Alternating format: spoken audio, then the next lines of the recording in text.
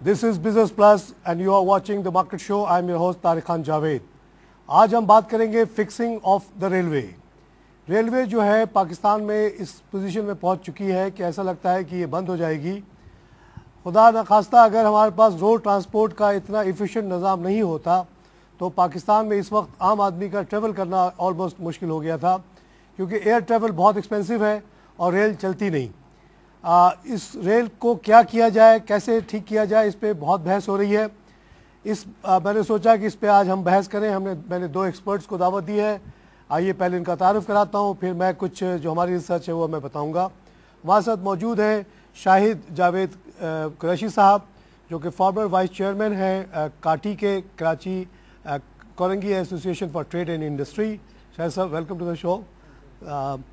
उन्हीं के साथ तशरीफ़ रखते हैं कैप्टन खलीलुर रहमान साहब, जो कि वाइस चेयरमैन हैं chartered institute of logistics and transport के।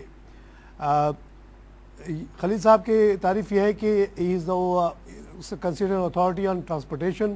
ख़ास तौर से शिपिंग पे इनकी अपनी किताब है, मगर CILT के वाइस चेयरमैन के हैसियत से इनके बहुत आर्टिकल्स और रिसर्च आती रहती है मार्केट में। शाहिद साहब, आपकी इजाज़त से थोड़ी सी मैंने रेलवे के बारे में इकनॉमिक हिस्ट्री में पढ़ा है वो बताता हूँ, ताकि एक मोमेंटम बिल्ड हो जाए। नाज़रीन, हिंदुस्तान में रेलवे का जो निज़ाम बिछा, जो कि दुनिया का सबसे बड़ा रेलवे का निज़ाम है, वो 1820-30s में शुरू हुआ और 1900 तक पहुँचते पहुँचते 28,000 किलोमीटर रेलवे पूरे इंडिया में बिछ गए। लेकिन इसमें सबसे दिलचस्प बात यह है कि इस 28,000 में गवर्नमेंट ऑफ इंडिया, जो कि उस ज़माने में ब्रिटिश इंडिया थी, उसने 1 किलोमीटर भी रेलवे लाइन नहीं बिछाई। ये तमाम की तमाम रेलवे लाइंस प्राइवेट सेक्टर ने बिछाई। गवर्नमेंट ऑफ इंडिया ने सिर्फ ये किया कि 5% रिटर्न ऑन इन्वेस्टमेंट की गारंटी दे दी, और इसका नतीजा ये हुआ, क्योंकि उस ज़माने में जो नॉर्मल रेट ऑफ इंटरेस्ट थे सिर्फ 1-2% था, पूरे दुनिया से, ख़ासतौर से यूरोप के जितने इंटरप्रेन्योर्स थे वो भागे भागे आए और उन्होंने जगह जगह जो जहाँ जहाँ उनको मौका मिला वहाँ वहाँ रेलवे बिछा दिया। उनको कोई फिक्र नहीं थी कि ये रेल चले ना चले। उनको 5% रिटर्न जो मिल रहा था, जो कि नॉर्मल उनके इन्वेस्टमेंट से 100 गुना ज़्यादा था, वो जब मिल गया तो उन्होंने इस पर तवज्जो नहीं दी कि ये वायबल होगा भी या नहीं। एक और जो एंगल इस कारोबार में था कि इंग्लैंड में उस ज़माने में लोकोमोटिव इंडस्ट्री डेवलप हो रही थी और उनकी बड़ी शदीद डिमांड थी कि उनको उनके रेलवेज़, उनके बॉगीज़ को बेचने के लिए मार्केट क्रिएट की जाए, और बहुत प्रेशर था कॉलोनियल ऑफिसर्स पे कि उन कंपनीज़ को फैसिलिटेट करें, उनकी चीज़ों को बेचें। तो एक फैक्टर ये रेलवे कंपनीज़ थी, एक तरफ ये इन्वेस्टर्स थे, और तीसरी जो चीज़ थी वो ये थी कि गवर्नमेंट ये चाहती थी कि अपने इंग्लैंड के लोगों को, इंग्लैंड के ऑफिसर्स को मैक्सिमम जॉब दे। और जब ये रेलवेज़ बिछती गई तो इंडियन गवर्नमेंट ने एक तरह से अंडरस्टूड बात थी कि तमाम ओहदे जो ऊपर के थे, इवन मामूली ओहदे भी सब अंग्रेज़ों या यूरोपियंस के लिए रिज़र्व किए गए, जिसकी वजह से बहुत बड़ी जॉब अपॉर्चुनिटी पैदा हुई इंग्लिश लोगों की और यूरोपियन लोगों की। यहाँ पे वेस्टेड इंटरेस्ट जो था वो रेलवे इंडस्ट्री थी, ये इन्वेस्टर्स थे और ये जॉब्स थी। उसी ज़माने में एक बहस चल रही थी कि रेलवे के बजाय क्यों ना जो इतने बड़े बड़े कैनाल्स इंडिया में भी बन रहे थे, उन पे क्यों ना कश्तियाँ चलाई जाए। लेकिन ऐसा लगता है कि रेलवे की जो लॉबी थी, जो कमीशंस वो दे रहे थे, वो इतनी ज़्यादा थी कि ये लोग जीत गए और इतनी बड़ी रेलवे बिछ गई। इसमें एक इंटरेस्टिंग बात मैं ये बताना चाहता हूँ कि ये जो 5% की गारंटी थी, उसको लोग इन इफेक्ट 7, 8, 9, 10% तक ले जाते थे ओवर इन्वाइसिंग करके, क्योंकि जो लोग सुपरवाइज़ करने वाले थे, जो ऑथराइज़ करते थे कि किसी इन्वेस्टर ने इस पर्टिकुलर ट्रैक पे कितना पैसा लगाया, उसको अगर वो बढ़ा दें तो उनकी गारंटीड इनकम उसी लिहाज से बढ़ जाती थी। तो इफेक्टिवली ज़्यादातर ये देखा गया था कि जो भी इन्वेस्टमेंट का रिटर्न यूरोप और इंग्लैंड में उस ज़माने में था, उससे 2 से 3 गुना ज़्यादा इन्वेस्टमेंट इंडिया के रेल बिछाने में हुई। एक इंटरेस्टिंग खबर और आखिरी बताता चलूँ कि आखिरी जो रेल इस तरह की बिछी वो हैदराबाद टू मीरपुर खास थी। कोई एक साहब आए फ्रांस से उठ के और कह लगे मुझे भी रेलवे बिछाना। उन्होंने कहा जी सब जगह बिक चुकी है, अब क्या करेंगे। तो उनको ये रास्ता बताया गया। मीरपुर ख़ास वाला जो अभी तक है चलता कम है, रुका ज़्यादा रहता है। शायद साहब ये मैंने थोड़ी सी रिसर्च की थी इस टॉपिक पे, तो मैंने आपको बताई अभी जो हालात है वो आपको पता है। पाकिस्तान में 100% गवर्नमेंट ओन रेलवे है और ऑलमोस्ट बंद होने पे आ गई है, सियासत इस पर ज़ोरदार चल रही है। आप as a entrepreneur, as a businessman, how you see this problem, how this can be fixed? Actually इसमें सबसे बड़ा जो प्रॉब्लम बिजनेस कम्युनिटी को हुआ है, जो सफ़र किया उन्होंने, उनकी जो रॉ मटेरियल और गुड्स की और अच्छा, जो ड्राई पोर्ट जी उसकी जो प्रॉब्लम्स हुई है वो भी आपकी नॉलेज में है, क्योंकि उससे शिपमेंट भी डिले हुई है लोगों की, ये इन्वायरमेंट पैदा होने से जो रेलवे का इस वक्त है। लेकिन रेलवे के लिए देखें, जब से पाकिस्तान बना जो ट्रैक बिछा हुआ था यहाँ पे वही ट्रैक ही बिछा रहा। इन्होंने दूसरा ट्रैक बिछाने की कोशिश ही नहीं की। कराची से लोधरा तक हुई डबल ट्रैक था, उसके बाद सिंगल ट्रैक था, इसकी वजह से ट्रेन भी लेट होती थी। फिर उसके बाद इन्होंने यहाँ से कराची से जो ट्रेनें चलती थी या वहाँ से आती थी वो इसलिए डिले हो जाती थी कि वो दूसरा ट्रैक ही नहीं था, उस पर इन्होंने इन्वेस्टमेंट नहीं की। फिर बीच में इसमें देखने में ये आया कि कुछ गवर्नमेंट ने यहाँ कराची में इसको स्टेशन, जो कैंट स्टेशन था, इसको भी बड़ा एक्सपेंड करने की उसके लिए टेंडर भी मंगाए थे। मेरा ख्याल है भुट्टो साहब के दौर में ये सारा किया गया था, लेकिन वो भी उसके बाद उसको ख़त्म कर दिया गया, वो भी आगे नहीं बढ़ा। फिर उसके ऊपर खातिर खा कोई इन्वेस्टमेंट भी नहीं हुई। फिर आप ये देखें कि अभी गुज़श्ता दिनों में जो बिज़नेस का लॉस हुआ इस मूवमेंट की वजह से, वो तकरीबन 1.5 बिलियन से ज़्यादा का लॉस हुआ है बिज़नेस कम्युनिटी को। उनकी जो मूवमेंट होनी थी, बिजनेस तो प्रॉफिटेबल था ना रेलवे का? जी प्रॉफिटेबल था, और पैसेंजर वाला भी प्रॉफिटेबल है। अच्छा। उसमें आप ये देखें कि डेली जब ये, सिर्फ मैं उनकी बात कर रहा हूँ, जब ये ट्रेन चलती है और रास्ते में बगैर टिकट जो लोग सफ़र करते हैं, अच्छा। उसकी सिर्फ डेली जो कराची में पेमेंट जमा होती है वो तकरीबन 2-3 मिलियन से ज़्यादा की है। वो सिर्फ उसकी जो पकड़ते हैं जी, जिसको पकड़ते हैं, फाइन करते हैं, टिकट वो गया। लेकिन उसके अलावा जो इनकी डेली की सेल है वो भी बहुत ज़्यादा है। अच्छा। ट्रेन में जगह नहीं होती, और ट्रेनों में सफ़र लोग करते हैं तो वो किसी जगह पे आप देख लें ट्रेनों में रश कितना होता है। ईद के सीज़न में भी बहुत पैसा कमाते हैं, और वहाँ पे उसमें मेन जो वजह है वो है करप्शन। अच्छा। करप्शन इनकी जो शुरू होती है वो होती है, जैसे आप डीजल के लिए इन्होंने पहले एलोकेट किए हुए थे लोगों को कि भाई 20 करोड़ रुपए आपको देंगे, 30 करोड़ रुपया इसकी मेंटेनेंस के फंड में है, ट्रेन रुकनी नहीं चाहिए। उसमें होता यह था कि वो पूरी इन्वेस्टमेंट होती नहीं थी। बहुत सारी चीज़ें शिपमेंट के थ्रू आती थी, उनके टेंडर पास होते थे, इन्हीं के इंजीनियर बाहर जाते थे, वो कंपनी खोलते थे, वहाँ से कहते थे शिप आया। ये जो लकड़ी जो रेलवे लाइन के बीच में, पटड़ी के बीच में बिछाते हैं, अब इसके जी शिप वहाँ से आ गया। अब शिप आया, शिप यहाँ कोई उसकी फिज़िकली जो मैंने देखा और लोगों से मिला और मुझे पता चला कि फ़िज़िकली वो लकड़ी आती नहीं थी, और उसमें होता था जी परचेज़ भी कर ली और बिछा भी दी गई, और इस तरह की करप्शन। फिर डीजल में आप देखें कि कई हज़ार लीटर डीजल की उनको पेमेंट मिलती थी, पता चला उसका 25% भी नहीं परचेज़ करते थे। इसी तरीके से करप्शन जो है वो बढ़ती गई। इनके रेलवे के बहुत सारे अफसरान, जिसमें अभी मेमन साहब का नाम भी सर फहरिस्त है, आपने सुना होगा कि अब मेमन साहब जो इनके डीएस रेलवे इस वक्त यहाँ पे हैं, उनका भी सुना होगा। उन्होंने भी बहुत इसमें देखे बनाया, और भी बहुत से लोगों ने बनाया।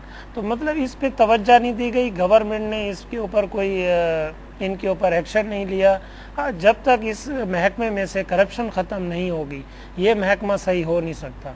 और मैं इसीलिए कहता हूँ कि ये अगर प्राइवेट, तो प्रॉफिटेबल कारोबार है नहीं, बहुत प्रॉफिटेबल कारोबार है, और खुद रेलवे बहुत कमा सकता है। हमने तो पहले कहा है कि पीआईए, रेलवे और ये स्टील मिल आपसे नहीं चलते, और अगर हम कमा के नहीं देंगे तो इंशाल्लाह लॉस में भी नहीं जाएंगे। हम इसको 3 साल के अंदर बराबर इसको चला के दिखाएंगे। अभी चीफ जस्टिस साहब चीख पड़े जब 28 बिलियन की बात हुई, कहने के इतने में तो एक नया निज़ाम बिछाया जा सकता है। किस बात की आप 28 बिलियन की सब्सिडी देने जा रहे हैं? नहीं, 28 बिलियन की सब्सिडी प्लस वो 40 बिलियन मांग रहे हैं उसको, जी हमने इंजन खरीदने, हमने ट्रेनें खरीदनी है। इसको प्राइवेट सेक्टर के हवाले कर दें, इसका इंटरनेशनल टेंडर लें, पाकिस्तान से टेंडर लें, सेक्टर वाइज इसको प्राइवेट सेक्टर को दे दें। देखिए इनसे कितना बेहतरीन चलाते हैं। आपकी ट्रांसपोर्ट पाकिस्तान में कितनी बेहतरीन चल रही है। यही तो मैं कहता हूँ कि बसों को तो मैं सलाम करता हूँ चाहे ये सिटी के अंदर बस हो, जब भी मैं सुनता हूँ ना गवर्नमेंट सीएनजी चलाएगी तो मैं हंसता हूँ कि गवर्नमेंट का काम ही नहीं है, चाहे वो मुस्तफ़ा कमाल हो चाहे कोई कमाल हो। देखिए अभी इसने सीएनजी लगाया था, सब बैठ गया, जबकि ये बेचारे जो हमारे गरीब तबके के ज़बरदस्त किस्म के ट्रांसपोर्टर्स हैं उन्होंने जाल बिछा दी है। कोई इलाका नहीं है जहाँ इनकी कोचेस नहीं पहुँच रही। जावेद साहब लोन भी लेते हैं लोग। जब सेकेंड वर्ल्ड वॉर के बाद जापान, आपको पता है, पूरा इंफ्रास्ट्रक्चर तबाह हो गया था, IMF से उन्होंने भी लोन लिए, वर्ल्ड बैंक से उन्होंने भी लोन लिए, उन्होंने वहाँ पे पूरी रेलवे लाइनें बिछाई और टर्बो ट्रेन चलाई जो उस वक्त मेरा ख्याल है 150 किलोमीटर की स्पीड से थी, अब वो नियर अबाउट 300 है। चलती। लेकिन आप देखिए उन्होंने पेमेंट भी उतारी। आज रेलवे का निज़ाम देख लें। हमारे यहाँ हम ये कहते हैं कि गवर्नमेंट जब तक इसमें इंटरेस्ट नहीं लेगी और करप्शन ख़त्म नहीं करेगी तो ये आपकी सेफ्टी करा दे, पुलिस का निज़ाम को सही कर ले, सिक्योरिटी कर दे तो वही बहुत है। रेल चलाना, जहाज चलाना, स्टील मिल चलाना, इन्वेस्टमेंट भी उसी उसका काम ही नहीं है ना, वो कर सकती है। इन्वेस्टमेंट भी उसी वक्त हो सकती है ना जब ये गवर्नमेंट उनको प्रोवाइड करेगी, लॉ एंड ऑर्डर सिचुएशन बेहतर करेगी, उनको इंफ्रास्ट्रक्चर बना के देगी, तवज्जो देनी चाहिए, उसी को तवज्जो देनी बाकी चाहिए। काम तो उनका है ही नहीं। और अब जब अंग्रेज हुकूमत ने ये मुनासिब नहीं समझा कि वो रेलवे बिछाए या चलाए, तो इस हुकूमत को या क्या जरूरत पड़ी है कि इन चक्करों में पड़े। किसी भी कंट्री की इकोनॉमी को स्ट्रॉन्ग करने के लिए, उसके मुल्क को स्ट्रॉन्ग करने के लिए उसका कम्युनिकेशन सिस्टम जो है वो स्ट्रॉन्ग होना चाहिए।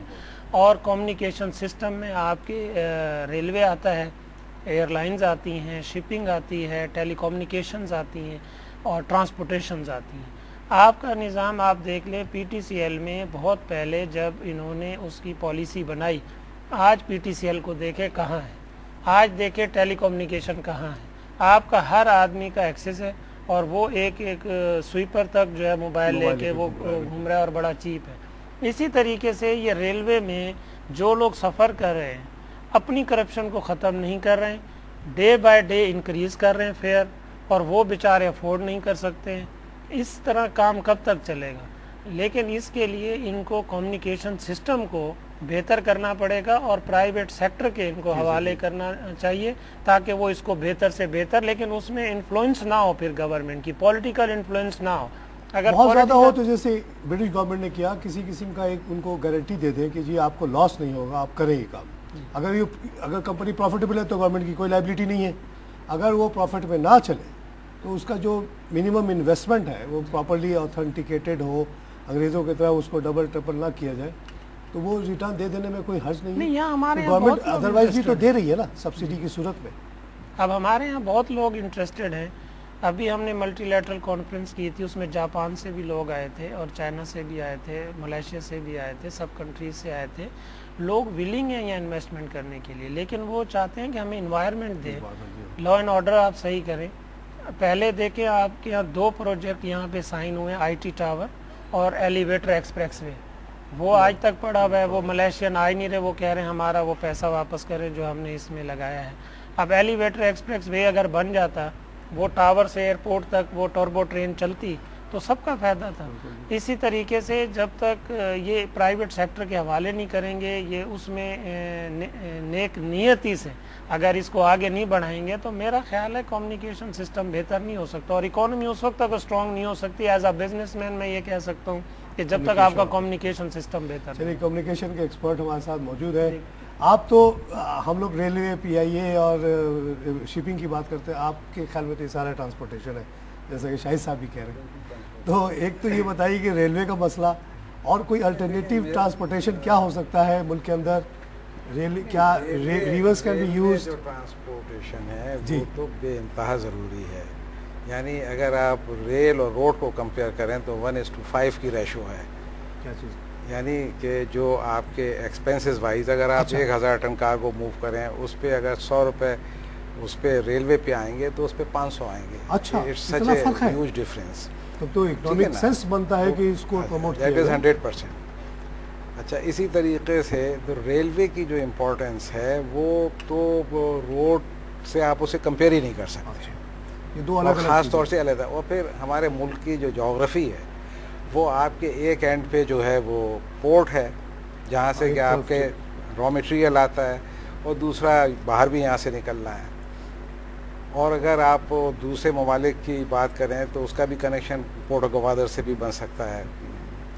तो रेलवे तो बहुत ज़रूरी चीज़ है, लेकिन मेरा अपना नज़रिया ये है कि हम जब चीज़ों को देखते हैं, रेलवे को देखें, PIO को देखें, स्टील मिल को देखें, मैं तो सो मच सो कि हमारे मुल्क का बिजनेसमैन भी कोई बहुत ज़्यादा ईमानदार नहीं। I am doing business for last 42 years and I know each and every businessman. तो मेरा ख्याल है कि अब ये तो एक आम बात है कि हम ये कहें कि सब करप्शन नहीं हो, ये नहीं हो, ठीक है, नहीं होना चाहिए, उसके यहाँ कोई सेकंड ओपिनियन नहीं है। तो रेलवे तो बहुत ज़रूरी है। और मैं ये समझता हूँ कि आप अगर दूसरे ममालिक में भी जाएं और अपने आप करीब करीब मुल्क ईरान में जाएं या इंडिया को देखें या जो दोस्त मलेशिया को देखें, तो कोई आपको ऐसा मुल्क नहीं मिलेगा जो 100% प्राइवेटाइजेशन हो ट्रांसपोर्टेशन में, क्योंकि ट्रांसपोर्टेशन बहुत ज़रूरी चीज़ है। आपके मुल्क में अभी जो ट्रक्स हैं या बसेज़ हैं, वो अगर चाहें तो वो भी आपको ब्लैकमेल तो कर सकते हैं, स्ट्राइक कर दिया लिहाजा जी प्लेयर्स बहुत ज़्यादा है। प्लेयर्स तो मतलब हमें जब अगर इलाज करना तो सही तरीके से करें ना, पहले हम देखें क्या सही तरीका क्या है।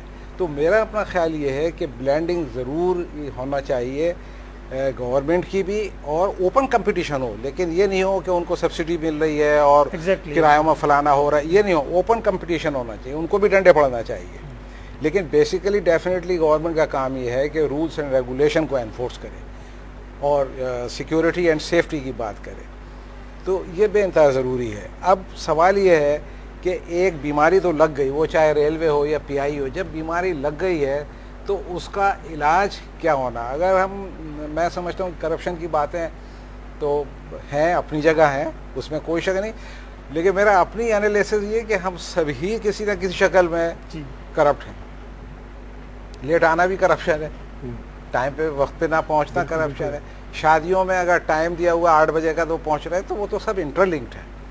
लेकिन अगर हम रेलवे या ट्रांसपोर्टेशन की हद तक बात करें तो रेलवे को जब ये लग गई है तो उसको किस तरह सही ठीक किया जाए, उसको हम देखें तो शाह साहब ने बहुत सही बात कही कि बेइंतहा ज़रूरी है कि उसको प्राइवेटाइज़ किया जाए। किस तरह किया जाए वो डेफिनेटली जो है वो उसका एक सिस्टम बनाना पड़ेगा। ब्रेक लेना पड़ेगा। नाज़रीन, हम लेते हैं एक छोटा सा ब्रेक के बाद फिर हाजिर होते हैं।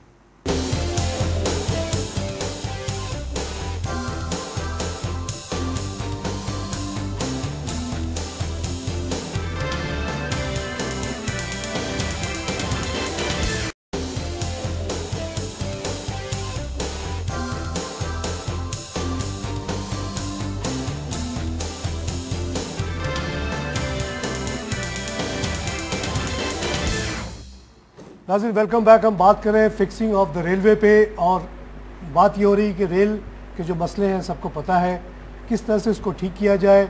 कुछ हमने तारीखी पस मंज़र इसमें देखा है कि ये बेसिकली रेलवेज़ जो है गवर्नमेंट ने नहीं बिछाए थे, ये सब प्राइवेट सेक्टर से बिछे थे। अब ये गवर्नमेंट सेक्टर में जो चल रहा है, जैसा अपने शाहिद साहब ने बहुत तफसील से बताया कि corruption is the main issue. Otherwise ये बहुत ही प्रॉफिटेबल कारोबार है, ख़ासतौर से जो फ्रेट का कारोबार है, और फ्रेट के ट्रेन के ना चलने से या डिले होने की वजह से बिज़नेस कम्युनिटी को कितना नुकसान हुआ है। खलील साहब ये बता रहे थे कि किस तरह से इसको बेहतर मैनेज किया जा सकता है। उनका ये कहना है कि 100% प्राइवेटाइजेशन दुनिया में कहीं नहीं होती, खासतौर से इस तरह के बड़ी चीज़ों में, लेकिन मुख्तलिफ मॉडल्स पे हम नज़र डाल सकते हैं। जैसा आप अभी कुछ बता रहे थे। मैं देखिए आप जब आपकी किताब है 8वीं किताब पर, उसमें एक सॉल्व एग्जाम्पल होती थी, वो एक आपको रास्ता दिखाती थी कि अगले जो एक्सरसाइज में सवाल होंगे, ठीक है ना। इंडिया ने जो अभी सबवे भी बिछाया है वो एग्जाम्पलरी है दुनिया में, दिल्ली में जो है। आपको जब करना है तो आपको, हम अगर दुकान खोलें या बिजनेस करें तो देखते हैं ना कि क्या चीज़ सूटेबल है। आप कुछ भी करने जाएं, ये कह देना आसान है कि जी ठीक है प्राइवेटाइज़ करेंगे, किस तरह करेंगे, उसके लिए आप जो मॉडल्स हैं जिन्होंने हमसे बेहतर तरीके में मैनेज किया, उससे सीखने में या सबक हासिल करने में कोई व्हील की कोई जरूरत नहीं है। आप बिल्कुल जो चीज़ ऑलरेडी आजमुदा है उसको अप्लाई कर दें। ईरान ने किया, आपके दोनों पड़ोसी ममालिक हैं, अब इंडिया से भी आपके आए, तो आप देखिए क्या क्या वहाँ पे उन्होंने वही, जाहिर है कि एक तो रास्ता तो वही है कि आप उसको सेक्शंस में प्राइवेटाइज कर दें, आपको कम काम करना पड़ेगा। और प्राइवेट जो है वो तो आप 2 छोटे बच्चों को भी देखते हैं तो वो भी अपना इंटरेस्ट लुक आफ्टर करते हैं। तो एज ए बिजनेसमैन तो वो लेकिन फिर भी कुछ करने से पहले पूरी सॉलिड आपकी होमवर्क साइज होनी चाहिए। दिल्ली वाली क्या प्राइवेट है? बिल्कुल प्राइवेट है। अच्छा, मैंने कलकत्ता वाली देखी थी। नहीं, दिल्ली की तो अभी लेटेस्ट डाली ना उन्होंने, लेकिन उन्होंने अपना जो शेयर है वो भी उनके साथ है। अच्छा, गवर्नमेंट का शेयर, गवर्नमेंट का भी शेयर्स है। और आप अगर इंडिया को देखें तो उनके यहाँ राइट थ्रू, जबकि सोशलिज्म कम्युनिज्म का दौर था, उस वक्त भी उनके यहाँ प्राइवेटाइज सिस्टम था।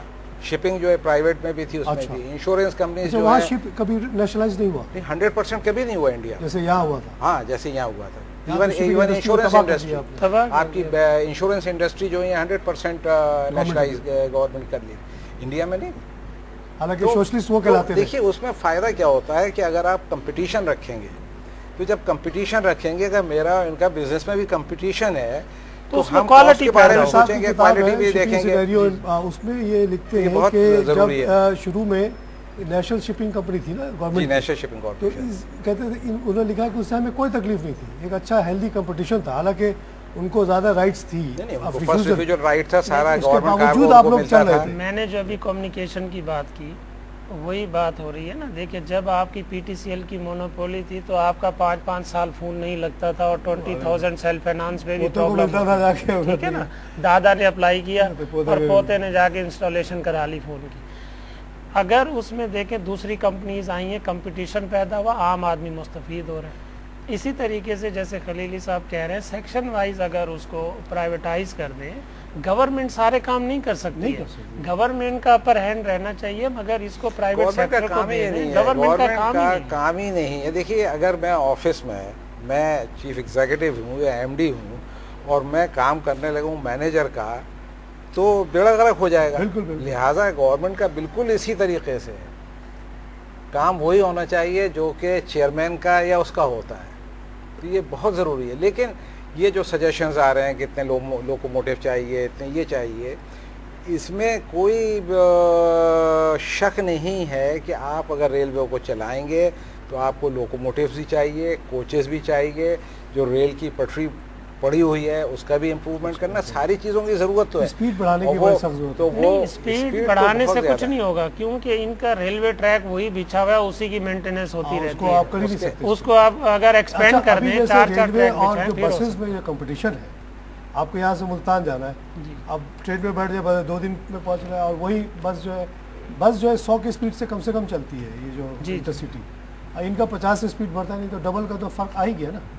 तो लोग कहते हैं यार चलो थोड़ी सी तकलीफ से ही बैठेंगे, लेकिन जल्दी पहुंच जाएंगे। जल्दी पहुंच। उसकी तो वजह ये है कि आपके पास कोई ऑप्शन नहीं है। There is a lot of difference in travelling by train and bus. तो फर्क है, ठीक है ना। और वो जाहिर है कि आपकी 1861 की लाइंस पड़ी हुई हैं, तो वो इस वक्त कैसे उस पे नहीं काम नहीं, जो कुछ काम हुआ है वो चलाएंगे तो उलट जाएगी। 54 और 69 के दरमियान होगा बस 15 ये ट्रैक बना रहे। इसके साथ साथ इनको 2 ट्रैक और बिछाने चाहिए, कराची से पेशावर तक, इधर कोयटा तक, और जहाँ जहाँ भी इनको ज़रूरत है 2 ट्रैक बिछाने के बाद ये 3-4 ट्रैक जो है उनको चलाएं। कभी अगर एक ट्रैक आपका प्रॉब्लम करता है तो आपकी ट्रेनों की मूवमेंट जो है, आमदोरफ्त, वो मुतासर नहीं होगी। और उसके लिए ज़ाहिर है एक आदमी या एक गवर्नमेंट स्टार्ट करे, दूसरी अगर गवर्नमेंट आ जाती है तो वो चलाने दे उस प्रोजेक्ट को। इसमें आवाम का ही फायदा है ना।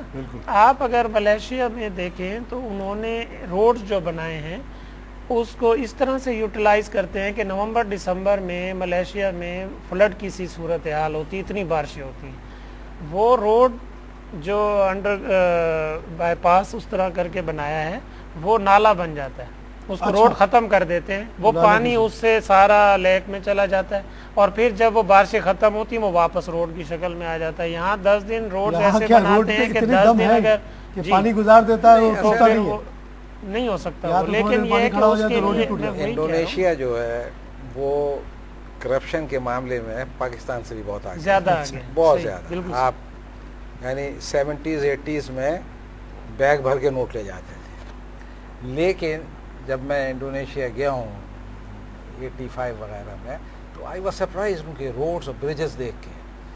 तो मैंने पूछा, जो वहाँ एम्बेसडर थे उनसे पूछा, तो मैंने कहा क्या बात है, मैंने तो सुना था यहाँ बड़ा करप्शन है।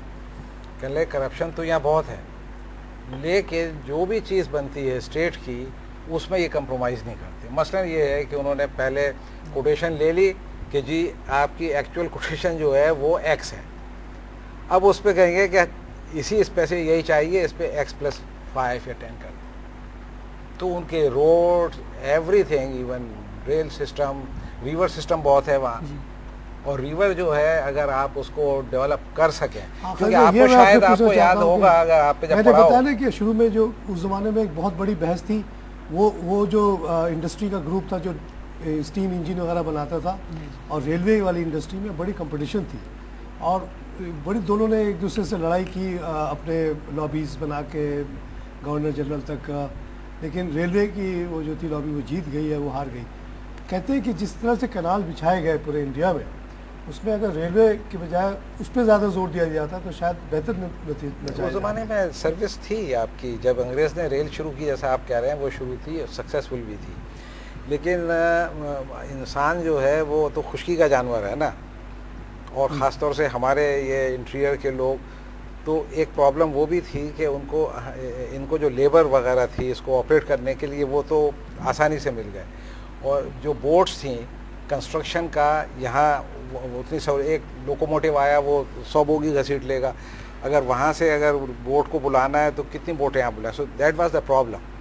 दूसरे हमारे जो इंडस में और जो दूसरे दरिया हैं उसमें सिल्टिंग बहुत है, करंट्स बहुत है, अगर उसको डेवलप उनको ज़रूरत होती तो करते, और प्राइवेट पार्टीज़ तो जैसा आपने कहा वो अपना ये देखते हैं किस में ज़्यादा मुनाफा है, कहाँ रिटर्न ज़्यादा है, तो रेलवे में ज़्यादा था इसलिए वो ज़्यादा। लेकिन अभी भी कई दफ़ा स्टडी यूनाइटेड नेशन ने भी की कि इसको डेवलप किया जाए, लेकिन उसमें अब तो खैर कराची शिपयार्ड है, हम लोग खुद ही बना सकते हैं। कराची हैदराबाद में तो नहीं, लेकिन हैदराबाद टू मिठन को बड़ी रेगुलर सर्विस थी, जी। और बहुत अच्छी इफिशिएंट सर्विस थी। जैसे कि आपने कॉस्ट की बात की कि रोड पे अगर 500 खर्च होता है तो रेलवे पे 100, तो अगर पानी पे हो तो शायद वो 50 पड़ेगा, वो फ्लोटिंग चीज़ है, फ्लोटिंग है। और ऐसा हो सकता है अभी भी अगर इसको मैनेज करके, कई दफ़ा स्टडी हुई है और वो पॉसिबल तो है, लेकिन जब आप किसी मुश्किल काम को पॉसिबल बनाते हैं तो आपको ज़्यादा एफर्ट्स करना पड़ेगा, और हम लोग एफर्ट्स के मामले में टू मिठन कोठी एक बहुत बड़ा सेगमेंट हमारे मुल्क का है, जी,